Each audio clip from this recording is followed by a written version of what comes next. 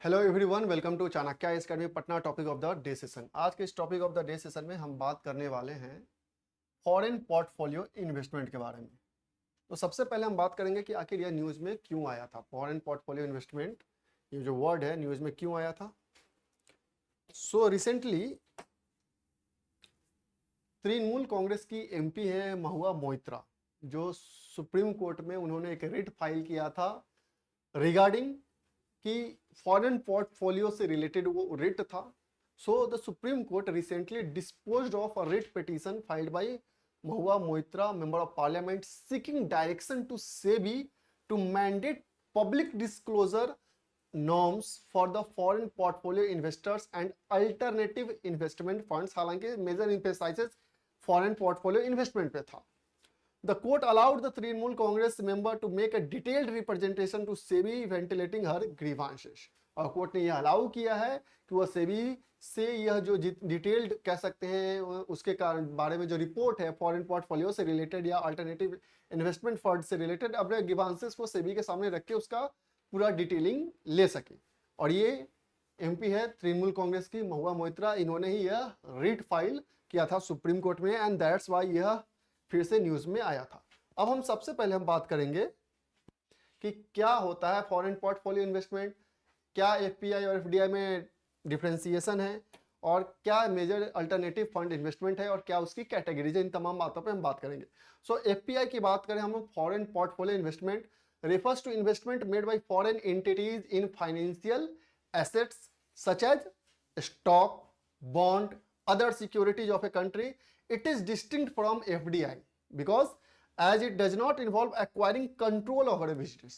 क्योंकि एफडीआई के रूप में जब इन्वेस्टमेंट होता है तो वो बिजनेस पे कंट्रोल के रूप में, उसे एक्वायर करने के रूप में इन्वेस्टमेंट होता है, जबकि ऐसा एफपीआई में नहीं है। की कैरेक्टरिस्टिक्स की बात करें, क्या की फीचर्स है एफपीआई की। सो ये एक प्रकार का पैसिव इन्वेस्टमेंट है, नॉट एक्टिव। तो पैसिव इन्वेस्टमेंट है, investor do not participate in the management of the company. उनको कंपनी के मैनेजमेंट से, डिसीजन मेकिंग से कोई लेना देना नहीं होता है, उनको अपने प्रॉफिट से लेना देना मेनली होता है। शॉर्ट टर्म फोकस होता है, aim for capital appreciation rather than long term strategic interest, enhance market liquidity, so provides capital flow into financial market, increasing efficiency and investment potentials, sensitive to market sentiments। FPI is highly volatile because यह short term policy पे चूंकि apply किया जाता है तो volatile अधिक होता है as compare to FDI. As investor can quickly withdraw funds in response to economic political instability. जब भी इन्वेस्टर्स को लगता है कि ज्यादा इनस्टेबिलिटी आने वाली है मार्केट में, तो वो अपना जो इन्वेस्टमेंट रहता है वो ट्वीट जल्द से जल्द वो उसको विड्रॉ कर लेते हैं।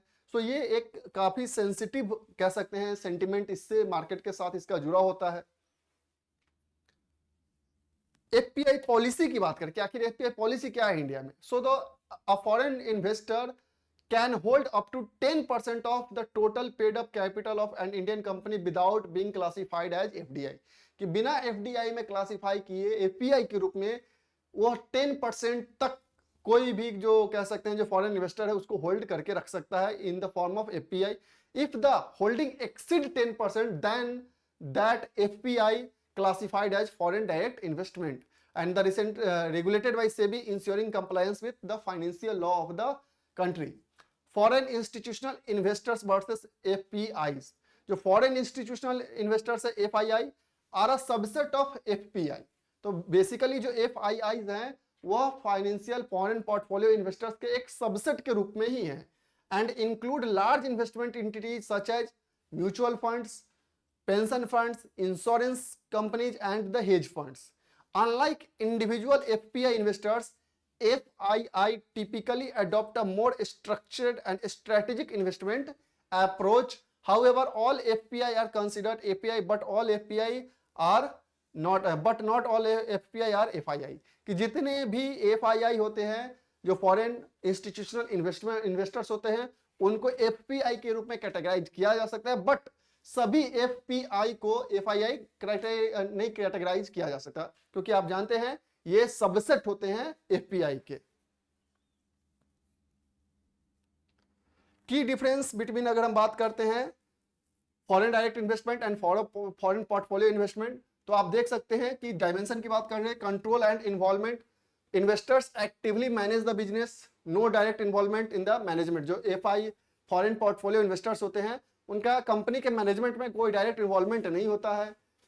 इन्वेस्टमेंट टाइप की बात करें, फिजिकल बिजनेस इन्वेस्टमेंट होता है फैक्ट्रीज ऑफिसेस के रूप में। यहाँ फाइनेंशियल एसेट का परचेज होता है लाइक स्टॉक्स बॉन्ड्स। लिक्विडिटी और एग्जिस्ट की बात करें, डिफिकल्ट टू एग्जिस्ट बिकॉज यहाँ पे आपको कंपनी के मैनेजमेंट में चूंकि आप इन्वॉल्व रहते हैं तो आप इजिली एग्जिस्ट नहीं कर सकते हैं वहां से। As it required selling business asset, easy withdrawal हो सकता है क्योंकि वहां पे सिक्योरिटीज आर हाईली लिक्विड होते हैं। ड्यूरेशन ये लॉन्ग टर्म होता है, वो शॉर्ट टर्म होता है। कैपिटल फ्लो की बात करें, flow into the primary market, वो सेकेंडरी मार्केट में उसका मेन कह सकते हैं रोल है। Impact on economy, boost economic growth, employment and innovation. और चूंकि यहाँ पे ऐसा कुछ चीजें होती नहीं है तो ये primarily provides liquidity to the financial markets in for the short term reason. अब हम बात करते हैं अल्टरनेटिव इन्वेस्टमेंट फंड के बारे में, AIF के बारे में। प्राइवेटली पूल्ड इन्वेस्टमेंट होता है, vehicles that gather capital from investors both domestic and foreign for specialized investment that differ from the conventional investment instruments like mutual funds। कि ये एक प्रकार के स्पेशलाइज्ड कह सकते हैं इन्वेस्टमेंट होता है कि जो डोमेस्टिक मार्केट से भी और फॉरेन मार्केट से भी, फॉरेन इन्वेस्टर से भी लिया जा सकता है। की फीचर्स की बात करें, so again it is also regulated by the SEBI under the SEBI regulation 2012। can be structured as a company, trust or limited liability partnership, typically cater to high net worth individuals and institutional investor due to the high investment thresholds।